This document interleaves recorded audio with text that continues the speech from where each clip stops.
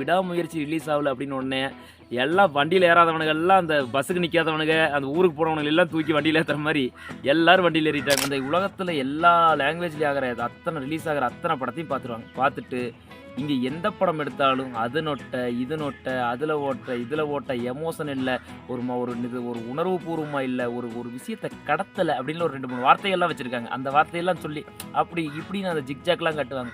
கொடுக்குற 500 ரூபாயை வெளியில் 1008 பிரச்சனை இருக்கும், அதெல்லாம் மறந்துட்டு 2 மணி நேரம் அதை நான் ஞாபகமே வரலப்பா என் பிரச்சனை எதுவுமே அப்படிங்கிற படம் தானே தேவை.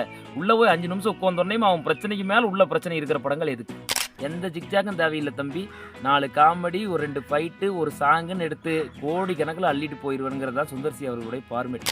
எவன் ஏற்றுக்கிட்டாலும் ஏற்றுக்கலினாலும் 2025 பொங்கல் வின்னர் மதகஜராஜா தாங்க. படம் எடுத்து முடிச்சு 3 மாதம் 4 மாதத்துக்குள்ளேயே இந்த ஹார்ட் டிஸ்கெல்லாம் தொலைக்கிற காலத்தில் 12 வருஷம் ஹார்ட் டிஸ்கை தொலைக்காமல் இருந்த சுந்தர் சி சாருக்கு இன்னொரு வாழ்த்துக்கள். Welcome to paper roast. இந்த வீடியோவில் என்ன பார்க்க போகிறோன்னா, பொங்கலுக்கு நிறைய படங்கள் ரிலீஸ் ஆகிருக்கு. அதாவது விடாமுயற்சி ரிலீஸ் ஆகல அப்படின்னு உடனே எல்லாம் வண்டியில் ஏறாதவனுங்க எல்லாம் அந்த பஸ்ஸுக்கு நிற்காதவனுங்க அந்த ஊருக்கு போனவனுங்க எல்லாம் தூக்கி வண்டியில் ஏற்றுற மாதிரி எல்லாரும் வண்டியில் ஏறிட்டாங்க. ஒரு 10 படம் ரிலீஸ் ஆகுது.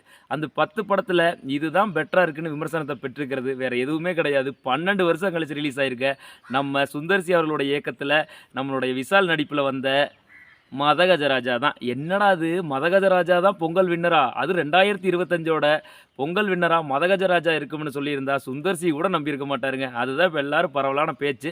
நம்ம மதகஜராஜா பார்த்துட்டு வந்துட்டோம். இப்போ நம்ம மதகஜராஜாவுடைய ரிவ்யூ பார்க்க போகிறதில்ல. இந்த மதகஜராஜா எதனால் ஹிட் ஆச்சு, ஏன் மற்ற படங்கள் தோல்வியாச்சு, 12 வருஷம் கழிச்சு கூட எல்லாரும் 2 வருஷம் கழிச்சாலே அப்டேட் ஆகிடுது, டேஸ்ட் மாறிடுது, எப்படி 12 வருஷம் கழிச்சு கூட இந்த படம் ஹிட் ஆச்சு அப்படின்னு டீப்பாக ஒரு அனலைஸ் பண்ண போகிறோம். வீடியோவை ஸ்கிப் பண்ணாமல் பாருங்கள். 12 வருஷம் கழிச்சு கூட மதகஜராஜா ஹிட் ஆனதுக்கான காரணம் ஃபஸ்ட் என்னென்னு பார்த்துருவாங்க.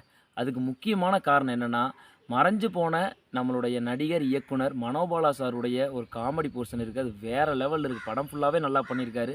அதுவும் ஒரு சீன்லாம் அந்த திரும்பி பார்ப்பார். அதெல்லாம் நான் சொல்ல விரும்பலைன்னா நீ தேட்டர் மூமெண்ட்டில் என்ஜாய் பண்ணணும். அதனால் நான் அதை சொல்ல விரும்பலை, நீங்களே பார்த்து என்ஜாய் பண்ணிக்கோங்க. அவர் ஒரு முக்கியமான ரீசன். அவர் மறைஞ்சிட்டார். ஆனால் ஒரு காமெடியனாக இருந்து மறைஞ்சு போய் ஹீரோவான சந்தானம் தான் இன்னொரு காரணம்னு சொல்கிறத விட ஒரே ஒரு காரணம்னு கூட சொல்லிடலாம். சந்தானம் தான் ஹீரோன்னு கூட சொல்லிடலாம். அந்த அளவுக்கு சந்தானம் இறங்கி அடிச்சிருக்காரு. அது பயங்கரமாக ஒர்க் அவுட்டும் ஆயிருக்கு. இது 2 தாங்க அதாவது இவங்க 2 பேரும் தான் முக்கியமான காரணம். சந்தானம் தான் மிகப்பெரிய காரணம். எனக்கு என்னென்னா, சந்தானத்துக்கு ஒரே ஒரு ரிக்வெஸ்ட்டு, சார் தயவு செஞ்சு, அதாவது நீங்கள் ஹீரோவாக நடிக்கிறேன்னு சொல்லிட்டு காமெடி தான் பண்ணிகிட்டு இருக்கீங்க. அதுக்கு நீங்கள் பேசாமல் காமெடினாவே பண்ணுங்கள். நம்ம ஊரில் இந்த உலக சினிமா ரசிகர்கள்னு ஒரு கூட்டம் இருக்குது. இந்த உலக சினிமா ரசிகர்கள் கூட்டம் நாளுக்கு நாள் அதிகமாகிட்டே போகுது.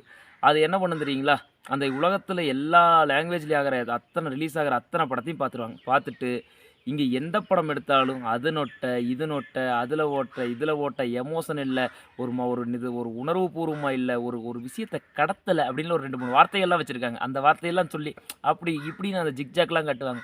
எந்த ஜிக்ஜாக்கும் தேவையில்லை தம்பி. 4 காமெடி, ஒரு 2 ஃபைட்டு, ஒரு சாங்குன்னு எடுத்து கோடி கணக்கில் அள்ளிட்டு போயிடுவானுங்கிறது தான் சுந்தர் சி அவர்களுடைய ஃபார்மேட். அதே ஃபார்மேட்டை தான் மதகஜராஜாவிலையும் பண்ணி 12 வருஷம் கழிச்சும் ஜெயிச்சிட்டார். இந்த மதகஜராஜா கூடவே ரிலீஸ் ஆகிருக்கிற வணங்கானும் கேம் சேஞ்சரும் பயங்கர அடி வாங்கிட்டு இருக்கு. பயங்கர ஒரு கலவையான விமர்சனங்களை பெற்று வருது. இந்த கேம் சேஞ்சருடைய டைரக்டர் சின்ன ஆளா சங்கர் சார், அதாவது தமிழ் சினிமாவுடைய இயக்குனர் யார் அப்படின்னு கேட்டாலே சங்கர் மணிரத்னம் அப்படிம்பாங்க. அந்த மாதிரியான ஒரு இடத்துல இருக்கக்கூடிய Shankar sir not only game changer, Indian டூலையும் மிகப்பெரிய ட்ரோலுக்கு உள்ளானார். அதே மாதிரி கேம் சேஞ்சரும் கிட்டத்தட்ட அந்த ட்ரோல்லேருந்து தப்பிச்சிட்டாரா தவிர இதுவும் மொக்க படங்கிற மாதிரியான ஒரு விமர்சனத்தை தான் பெற்றிருக்குது.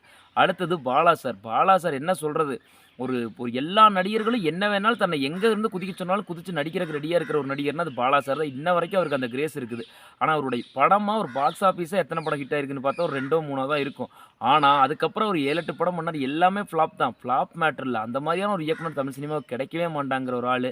அவருடைய தரமும் குறைஞ்சு ரொம்ப வீக் ஆயிடுச்சு. இப்படியான இயக்குநர்கள் இப்படி அவுடேட் ஆகிட்டாங்கன்னு வருத்தப்படுறதா, இல்லை அவுடேட் ஆகிருக்க வேண்டிய 12 வருஷம் கழித்து வந்த படம் மக்களால் ரசிக்கப்படுதே அப்படின்னு நம்ம ஃபீல் பண்ணுறதா? வேறு எந்த ஃபீலும் பண்ண தேவையில்லைங்க.